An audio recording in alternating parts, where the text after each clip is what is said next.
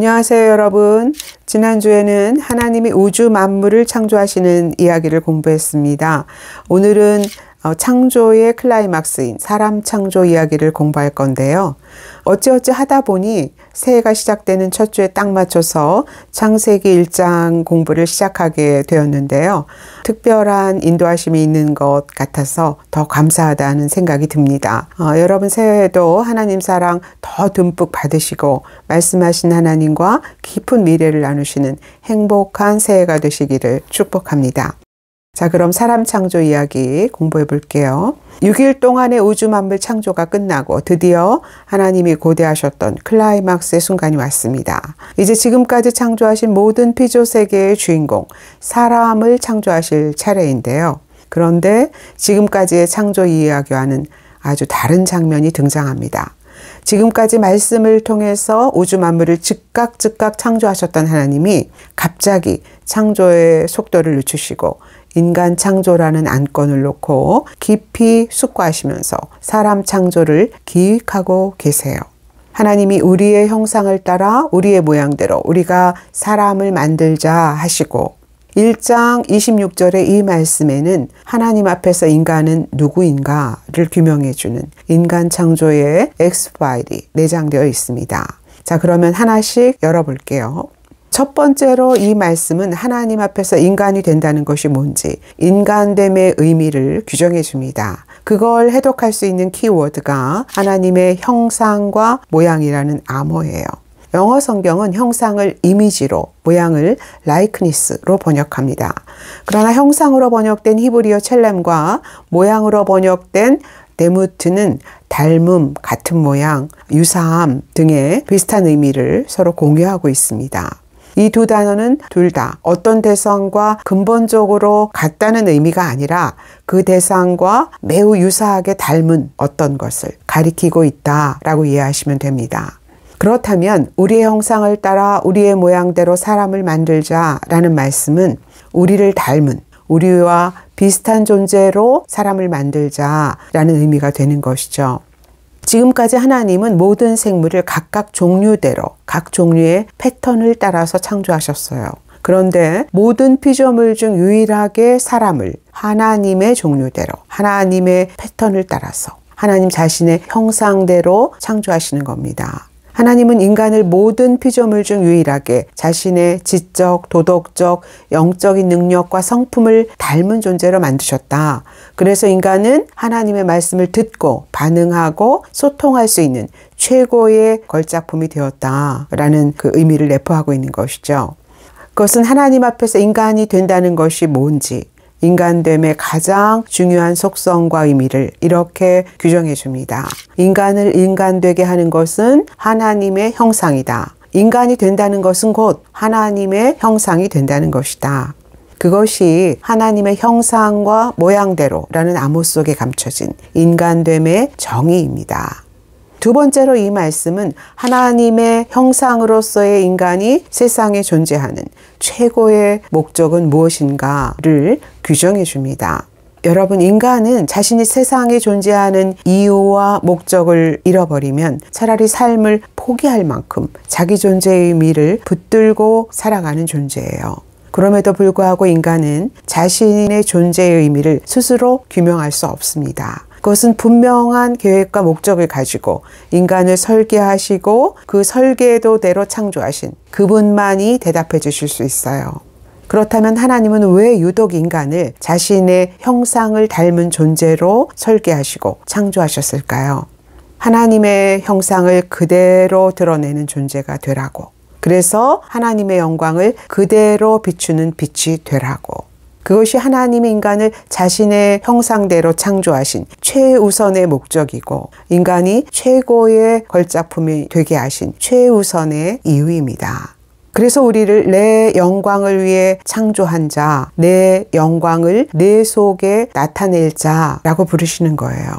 소요리 문답 1번은 그것을 분명하게 정의해 줍니다. 인간의 제일 되는 목적은 무엇인가? 인간의 제일 되는 목적은 하나님을 영화롭게 하며 영원토록 그를 즐거워하는 것이다. 그것이 인간의 존재의의를 정의하는 대강령이고 하나님의 형상대로 창조된 인간이 세상에 존재해야 하는 최고의 목적입니다. 그렇다면 인간은 이미 스스로 충분하고 완전하게 영광스러운 분이신 하나님을 어떻게 영광스럽게 해드릴 수 있을까요? 빛이 태양의 본질인 것처럼 영광은 이미 하나님의 본질이고 그 신성의 광채이신데 우리는 빛을 발할 수 있는 발광체가 아니라 반사체일 뿐인데 인간이 하나님을 영화롭게 해드릴 수 있는 방법은 오직 하나입니다. 발광체로부터 오는 그 영광의 광채를 받아서 그 빛을 그대로 반사해내는 것입니다. 그것이 하나님이 우리에게서 영광을 받으시는 방식이에요.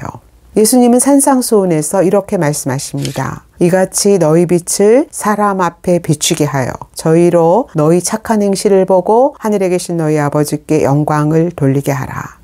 하나님께로부터 온 빛을 받아서 그 빛을 세상에 비춰라. 너희가 하나님의 형상 안에 있는 사랑과 긍휼과 온유와 겸손과 섬김의 빛을 그대로 반사해낼 때 세상이 너희에게서 하나님을 보고 아버지께 영광을 돌리게 될 것이다. 그것이 너희가 하나님의 형상대로 지음받은 최고의 목적이다. 이런 의미가 되는 것이죠. 그때 하나님이 내가 너로 인하여 영광을 받았다 라고 하시는 것입니다. 그렇다면 우리가 하나님을 영화롭게 하고 그분을 영원히 즐거워할 수 있는 그 일은 어떻게 가능할까요? 소요리 문답 2번은 이렇게 말합니다. 하나님은 당신을 영화롭게 하고 즐거워하는 방법을 지도하기 위해 우리에게 어떤 규범을 주셨습니까? 하나님을 영화롭게 하며 그를 즐거워하는 방법을 지도해주는 유일한 규범은 하나님의 말씀입니다. 그래서 성경은 거룩을 가르치고 예배를 가르치고 그리스도를 본받아서 믿음과 사랑과 기쁨으로 세상을 섬기는 삶을 가르치는 거예요. 하나님의 형상을 그대로 비춰서 그분을 영화롭게 하라고, 그분을 영원히 즐거워할 수 있는 진리를 발견하라고. 여기서 흔히 이런 질문이 나옵니다. 그러면 하나님은 당신 혼자 영광 받으시려고 인간을 창조하셨다는 말인가? 그렇다면 우리에게는 남는 게 뭐가 있나? 여러분, 우리에게 남는 게 있습니다. 하나님은 우리가 언제 가장 빛나고 아름답고 충분하고 행복한 존재가 될 수 있는지를 가장 잘 아시는 분이에요. 언제 최고의 가치를 바랄 수 있는 존재인지도 가장 잘 아세요. 우리를 설계하시고 창조하신 분이기 때문에 그렇습니다. 인간은 하나님의 형상이라는 원본을 따라 설계된 복사본이에요. 여러분, 이미테이션이 가지는 가치는 언제 가장 높아지나요? 진품에 가까워질수록 높아집니다. 마찬가지로 인간의 가치는 본체의 형상을 더 정확하게 반사해낼수록 점점 더 최고조에 이르게 되어 있어요. 하나님께 영광을 돌리면 돌릴수록 더 존귀한 존재가 되어간다라는 뜻이죠. 본체의 형상에서 멀어질수록 그 반대의 결과가 나온다라는 뜻이기도 합니다. 여기에 인간은 왜 그렇게 끝없이 목마른가에 대한 답이 있는 것입니다. 여러분, 인간은 왜 그렇게 무언가를 열심히 갈망하고 추구하면서 살아가는데도 무언가가 늘 부족하고 갈급하고 불안한 걸까요? 우리가 채우고 있는 내용이 하나님의 형상이 아니기 때문입니다. 모든 인간에게는 하나님의 형상이라는 그 존재의 속성이 내장되어 있어요. 그래서 자신이 채우고 있는 내용이 본체의 형상이 아닐 때 인간은 그걸 본능적으로 압니다. 인간됨의 최고의 가치가 뭔지 안다는 뜻이죠. 그래서 인간은 하나님의 형상이 아닌 것에 집착하면 할수록 사마리아 여인처럼 점점 더 목마른 존재가 되어갑니다. 전도서의 전도자가 그렇게 말하고 있지 않습니까? 내가 내 눈과 마음을 즐겁게 하려고 이것도 해보고 저것도 해보고 인생이 기뻐하는 모든 것을 다 누려보았지만 헛되고 헛되니 모든 것이 다 헛되도다. 하나님은 우리가 그분의 형상으로 우리 인생의 내용을 채우는 것에서 인간됨의 최고의 가치가 발생하도록 그렇게 인간을 설계하시고 창조하셨습니다. 그래서 그 목적에서 멀어진 시간은 제대로 산 시간이 아니라 잃어버린 시간, 헛된 시간이 되는 것이죠. 자, 그러면 사람과 사람 사이에서 인간은 어떤 존재일까요? 하나님이 우리의 형상을 따라 우리의 모양대로 우리가 사람을 만들자 하시고 하나님이 자기 형상, 곧 하나님의 형상대로 사람을 창조하시되 남자와 여자를 창조하시고 26절에서 하나님은 자신을 우리가 라는 불가사의한 복수형으로 지칭하십니다. 이 수수께끼 같은 말씀은 하나님의 형상에 대해서 뭔가 다른 측면이 있다는 것을 시사하고 있어요. 전통적으로 이 말씀은 삼위일체의 다른 위격들, 즉 한 분 안에 계신 세 분 하나님을 지칭하는 것으로 이해되어 왔습니다. 반면 다른 한편으로는 천사들과의 천상회의에서 하신 말씀으로 해석되기도 합니다. 어떤 해석이 딱 맞는지 단언할 수는 없어요. 그러나 분명해 보이는 것은 하나님은 자신 외에 누군가와 관계하시는 하나님이시라는 것입니다. 관계가 하나님의 존재 양식의 중요한 속성이라는 거예요. 하나님의 이 존재 양식이 사람에게도 그대로 반영되어야 한다라는 의지를 보여주는 말씀이 27절이에요. 하나님이 자기 형상대로 사람을 창조하시는데 남자와 여자라는 두 존재가 창조되고 있습니다. 하나님이 우리라는 공동체로 존재하시며 관계하시는 하나님이신 것 같이 사람도 우리여야 하고 관계하는 존재여야 한다라는 의미를 엿볼 수 있는 것이죠. 여러분, 인간이라는 말은 사람과 사람 사이라는 말입니다. 인간이라는 말 자체가 이미 관계적이고 공동체적인 거예요. 하나님은 그분 자신이 우리로 존재하시는 것처럼 사람도 우리라는 존재가 되도록 창조하셨습니다. 그래야 우리라는 하나님의 형상을 반영하는 존재가 될 수 있기 때문이에요. 그렇다면 우리라는 존재의 속성을 가진 인간이 서로 관계하는 그 관계의 원리는 뭘까요? 예수님은 요한복음 15장에서 이렇게 말씀하십니다. 아버지께서 나를 사랑하신 것 같이 나도 너희를 사랑하였으니 나의 사랑 안에 거하라.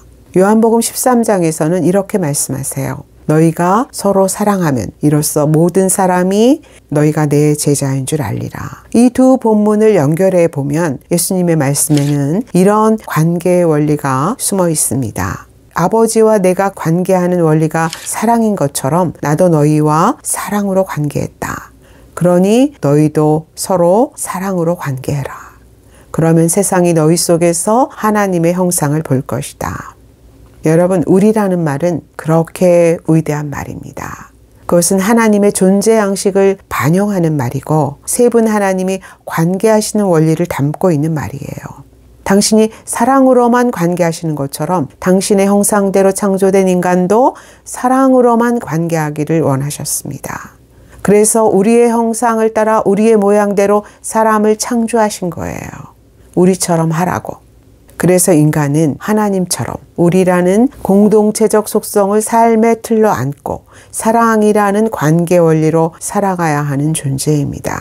그것이 하나님의 형상을 가장 정확하게 비추는 삶의 방식이기 때문에 그렇습니다. 그 삶의 방식에서 인간의 가장 선하고 아름다운 가치와 존엄이 부여되기 때문입니다. 시편 133편이 그렇게 노래하지 않습니까? 보라, 형제가 연합하여 동거함이 어찌 그리 선하고 아름다운고. 우리는 왜 그렇게 서로 부딪히고 실망하고 상처받고 아파하면서도 얽히고 설켜서 그 복잡한 인간관계를 끝까지 끌어안고 살아야 하는가? 하나님이 우리를 창조하신 그 순간부터 우리 안에 공동체라는 존재의 방식을 이미 내장해 놓으셨기 때문입니다. 그래서 우리는 끝까지 관계를 포기하면 안 되는 존재입니다. 관계는 하나님의 형상에서 나온 것이기 때문이에요. 하나님은 우리라는 공동체가 된 인간을 통해서 하실 일이 있으시거든요. 자, 오늘은 여기까지 하고요. 다음 주에 창세기 2장을 공부하겠습니다. 이렇게 공부하다 언제 창세기가 끝나려나 걱정되는 분들이 있으실 것 같은데요. 창세기에서 가장 자세히 공부해야 하는 곳이 1장부터 11장까지입니다. 여기서 신론, 창조론, 인간론, 죄론, 구원론 같은 그런 중요한 신학적 주제들이 다 잉태되는 거거든요. 그래서 이 부분을 자세히 공부하는 거고 아브라함 이야기가 끝나면 휘리릭 지나갈 거니까 걱정하지 않으셔도 됩니다. 창세기 2장을 미리 꼼꼼하게 읽어보시고요. 다음 주에 다시 뵐게요.